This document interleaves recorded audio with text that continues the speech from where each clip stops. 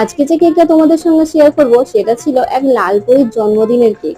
তো hello everyone, সবাই কেমন আছো? আশা করছি ভালো আছো। আমি হলাম মাধবী, চকোবার্ল্ডের তরফ থেকে আমার চ্যানেলে তোমাদের সবাইকে জানালাম স্বাগত। কেকটা আমার থেকে যে দিদিভাই নিয়েছিল সে আমাকে বলে দিয়েছিল যে কালারটা একদম হালকা করে দিতে, তাই আমি ক্রিমের মধ্যে কালারটা না দিয়ে প্যালেট নাইভে হালকা করে রেড কালার দিয়ে সেটা দিয়ে হালকা করে ক্রিমের মধ্যে দিয়ে দিয়েছিলাম। দেখো কি সুন্দর হালকা একটা রেড কালার এসেছে।